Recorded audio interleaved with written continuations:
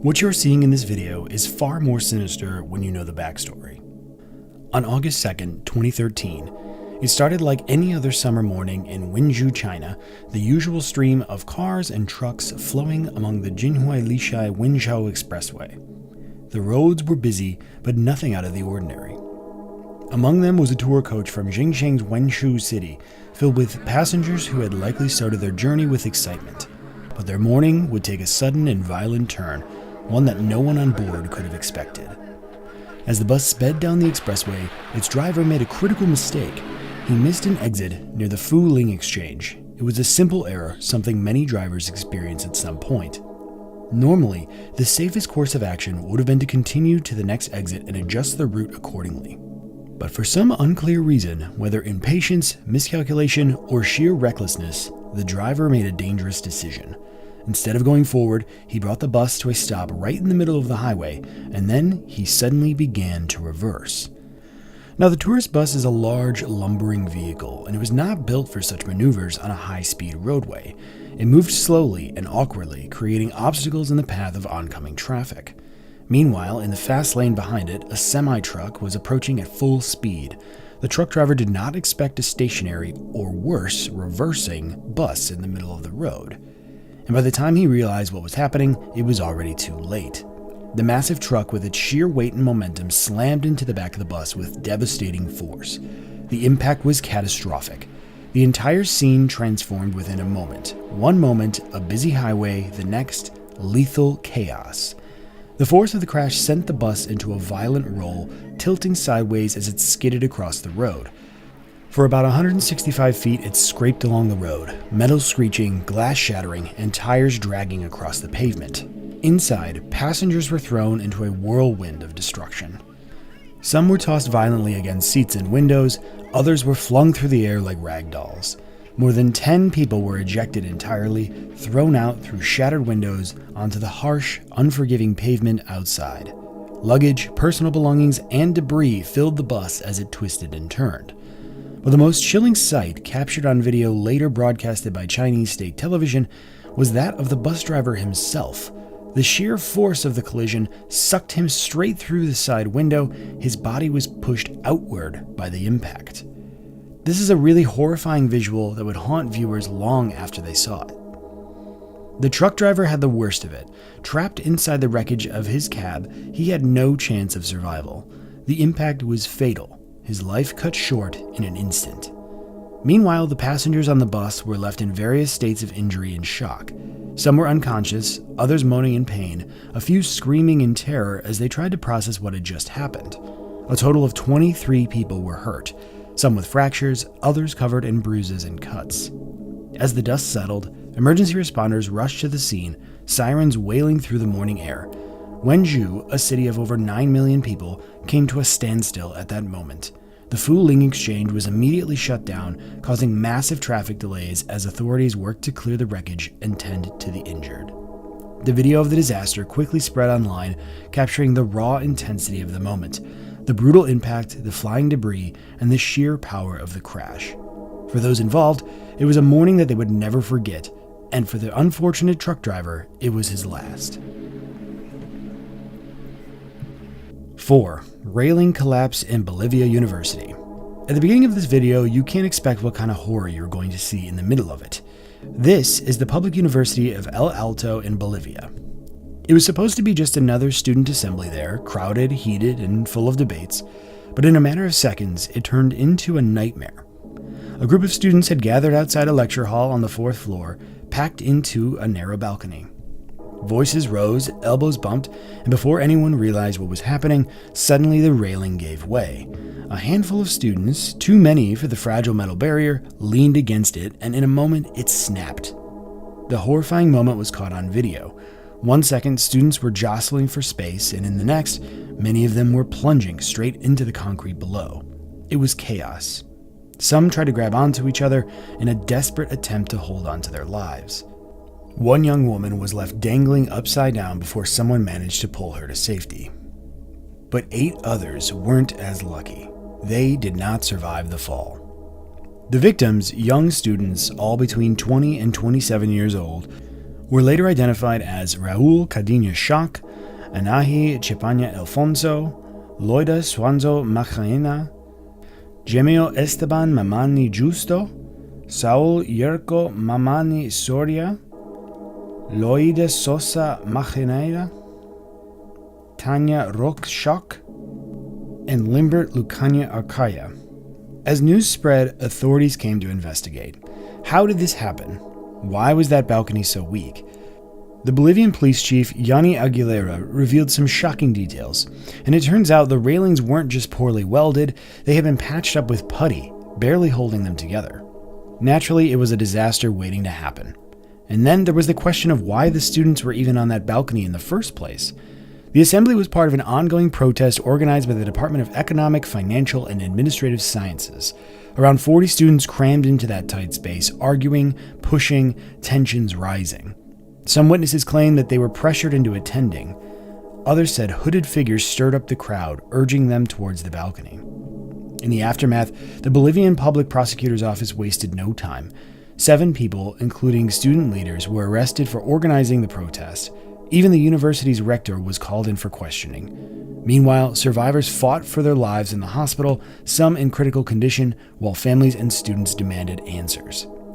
President Louis Arc sent his condolences and promised a full investigation. But for those who lost their friends, siblings, and classmates that day, no amount of words could undo what happened. One thing was clear: this tragedy was preventable, and now everyone wanted to know who was going to be held accountable. It all started when the police arrested 7 people, all tied to the university in some way.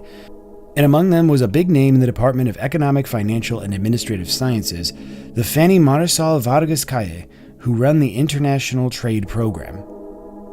Then there was Nayeli Choc Tito, temporarily in charge of public accounting, and Pablo Carvalho Pilco, filling in as secretary for business administration.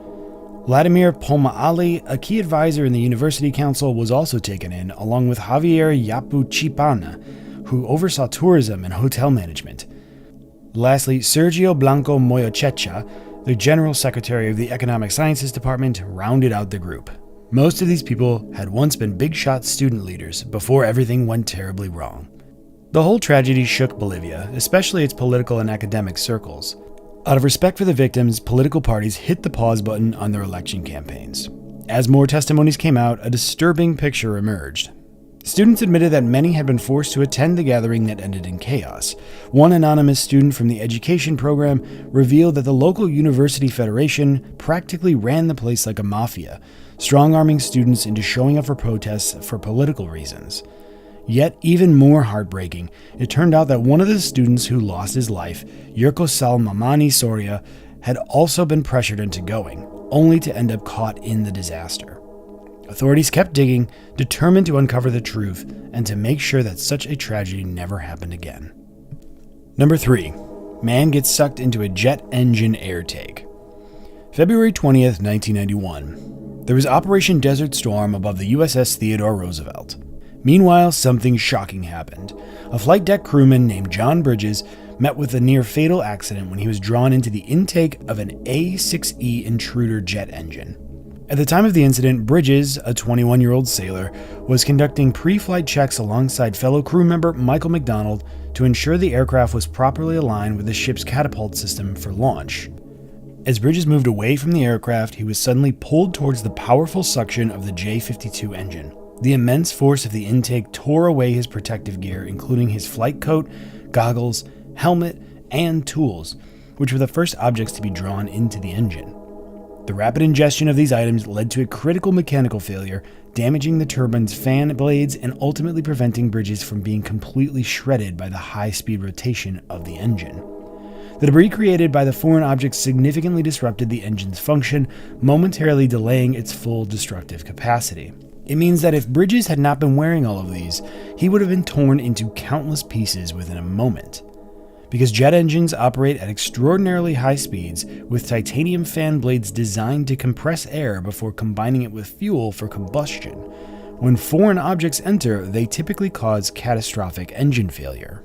In this case, however, the disruption luckily provided a narrow escape for Bridges to survive. His helmet was destroyed in the process, but the resistance it created helped slow down his suction into the intake, allowing him to brace himself against the inner structure of the engine. The pilot of the A6 intruder immediately detected the abnormal engine behavior and initiated an emergency shutdown, but this procedure took approximately 3 minutes to complete. Throughout this period, Bridges fought to keep himself from being pulled deeper into the intake by wedging his arm between the bullet-shaped cone of the engine's front assembly and the intake wall. The particular design of the A6 intruder's engine, which featured a long protruding bullet cone extending in front of the first stage fan, played a critical role in preventing him from being completely ingested into the spinning blades. Once the engine was fully shut down, the fellow flight deck personnel rushed to extract him from the intake. He was successfully pulled to safety, suffering a broken collarbone, a ruptured eardrum, and minor lacerations. Though physically intact, the psychological impact of this incident was too deep to digest, and he did not return to the flight deck for the rest of his deployment.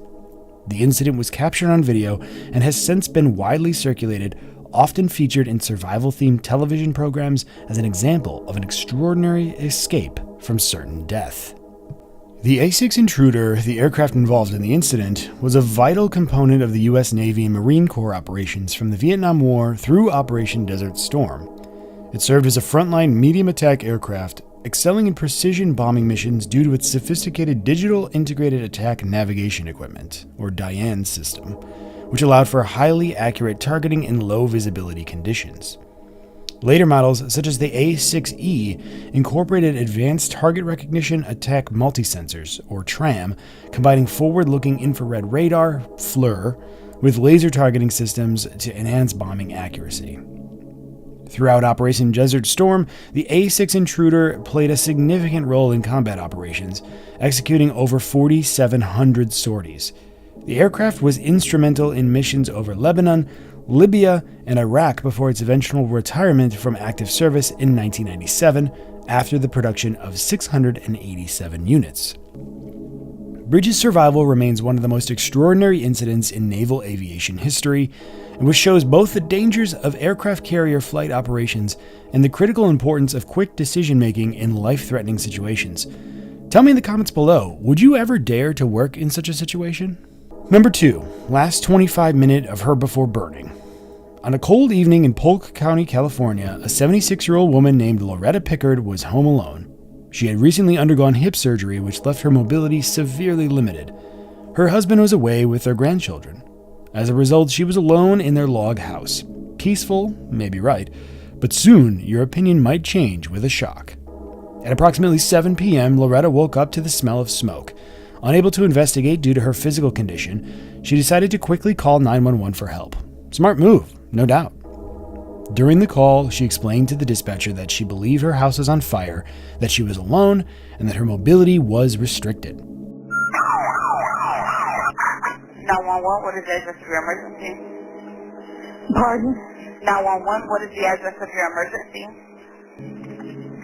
Okay, in what city? Okay. Alright, and what is the phone number you're calling from? Okay, tell me exactly what happened. I think my house is on fire, and I'm here alone, and I'm on a walker. Okay. Alright, I have a couple more. I just have a couple of questions, okay? Okay. Alright, just to help the the firefighters. Okay, what's your name, ma'am? Okay, can you spell your first name? Okay.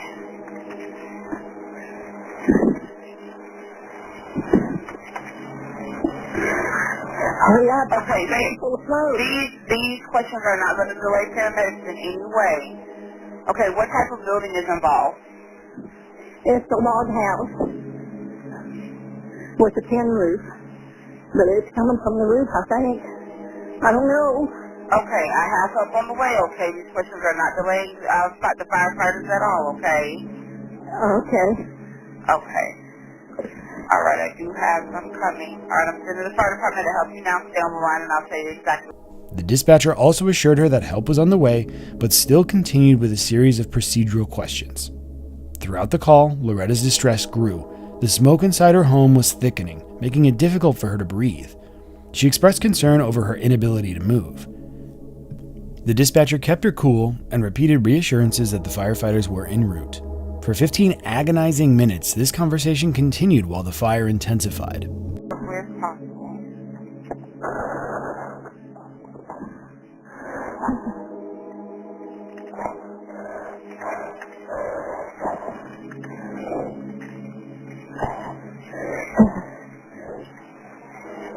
I'm sorry. No, it's okay. Just let I me feel know. like a big baby. No, it's okay. Is the smoke still in the home? Yes, Like, it's still filling up? Okay, but you don't see any flames at this time? I can't go outside to see. Yes, but there's no flames in the home that you can see? No, not in the house. I can see the smoke. Okay.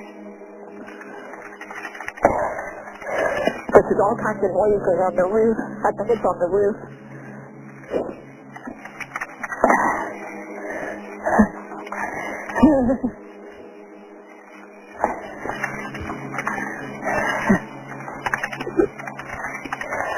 Okay, and just to make sure this is a log home with the tin roof? Yes. Okay. Just want to let them know exactly. Okay, but pine needles have been falling on the roof and my husband's not able to get them down. So I don't know if that's what it is. I don't know. Okay, yes ma'am.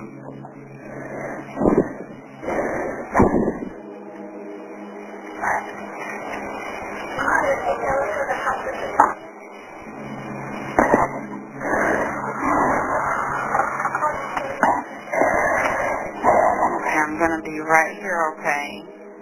Okay. Alright, they're still coming as quickly as possible.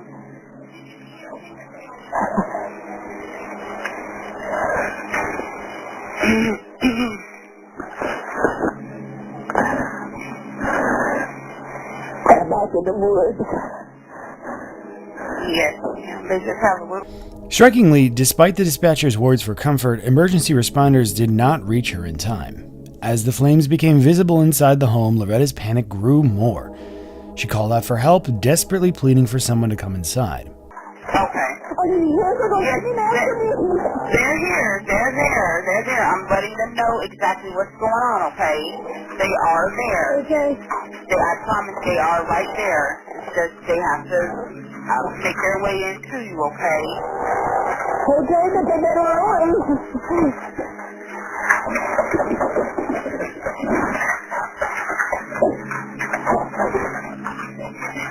Come in here. I'm inside. Okay, stay on the line with me, okay? What's your husband's name?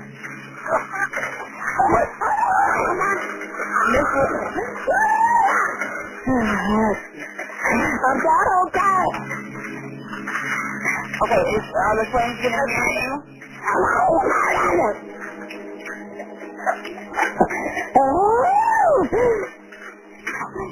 Is the fire near you? Hello?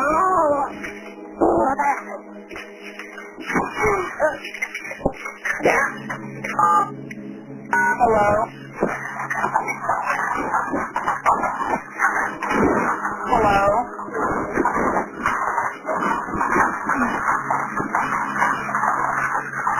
Hello?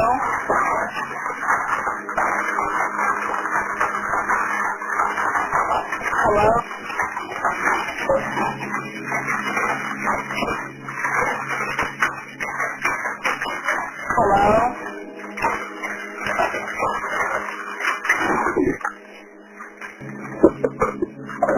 Hello?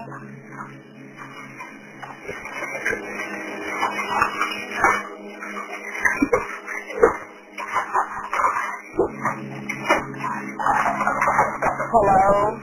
The dispatcher again informed her that firefighters were at the scene. However, despite their presence, no immediate rescue attempt was made. And finally, on the 25th minute of the call, the fire engulfed her and she burnt to death sitting in one place. Her final moments were filled with terror as the fire consumed her surroundings. After one final scream, silence overtook the call. The line remained open for several minutes, capturing the relentless crackling of the flames before fading into nothingness. I'm staying right here.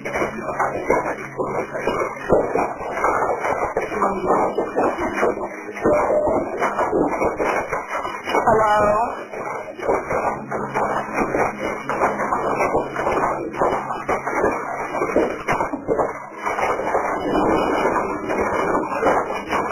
Hello, Miss Picker? Hello? Investigations later revealed that firefighters had indeed arrived while Loretta was still alive. However, they failed to act in time.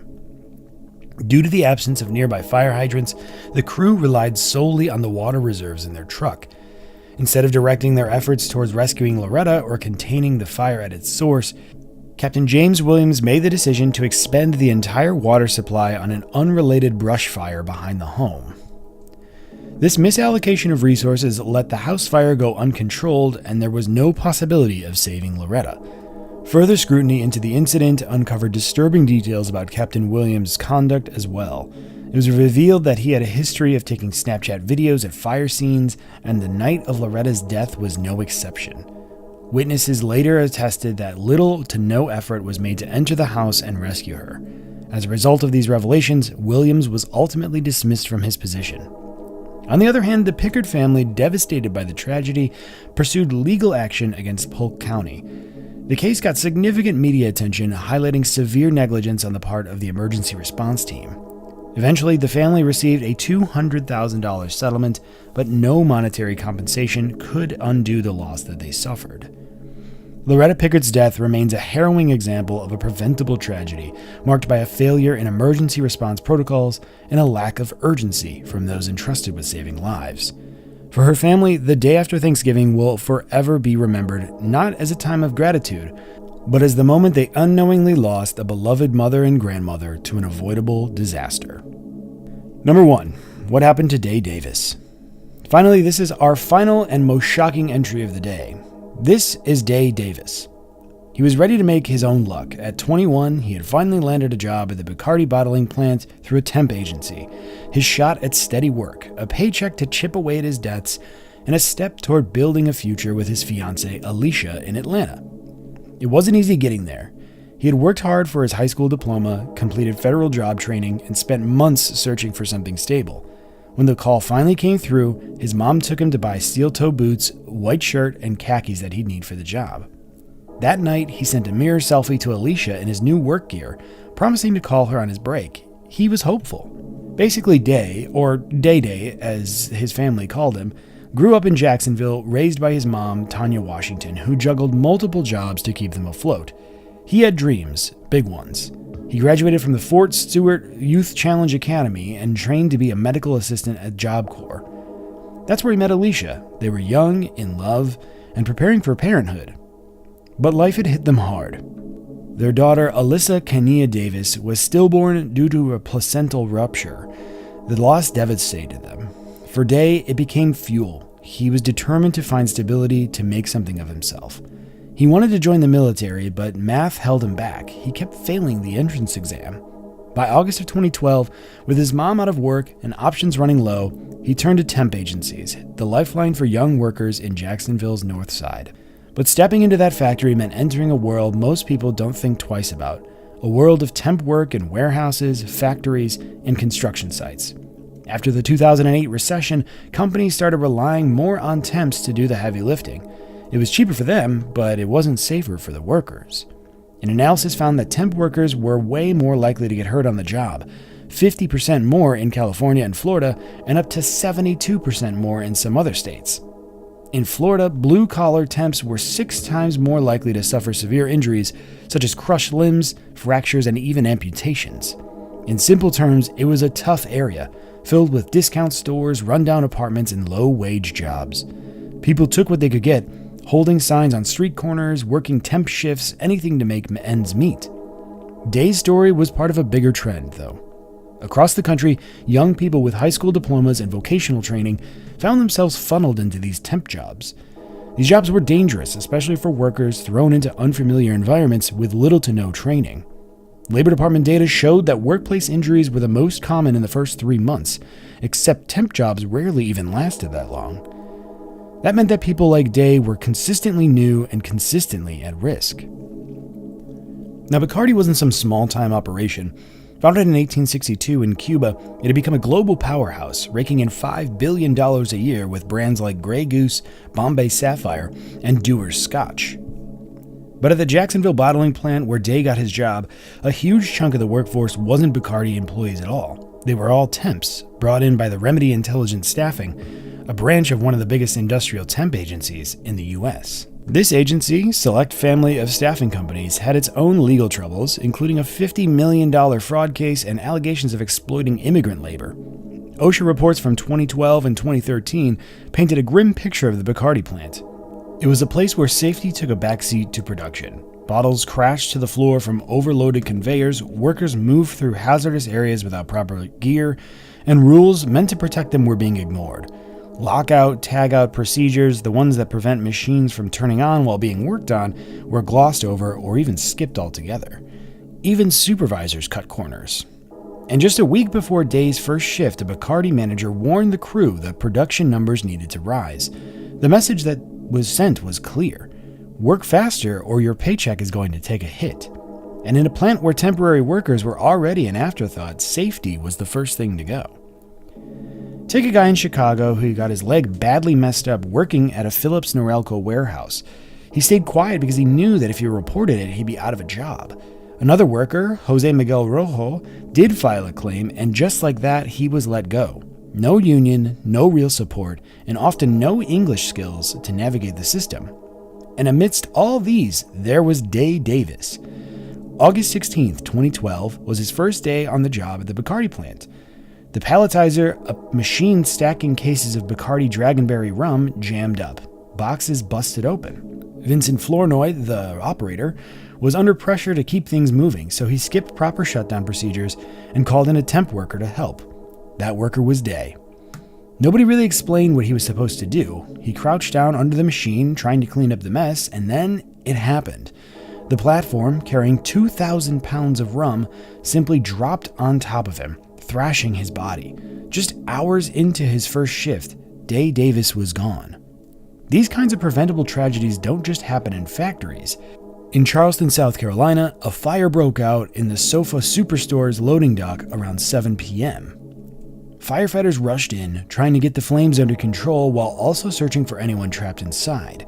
At first, it didn't seem too bad, but when someone opened an exterior door, oxygen rushed in, fed the fire, and it exploded into the showroom. The store had no fire sprinklers. The water pressure was even weak. Firefighters did their best, but at 7:41 p.m., the entire showroom went up in flames.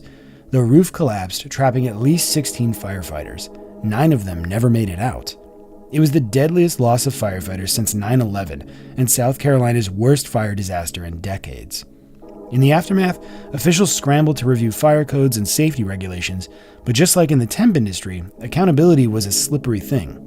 After Day Davis's death, Bacardi tried to pin the blame on the temp agency, while OSHA found Bacardi had prioritized production over safety. Other companies played the same game. Sunoco Recycling admitted that it never trained its temps after one was killed on the job.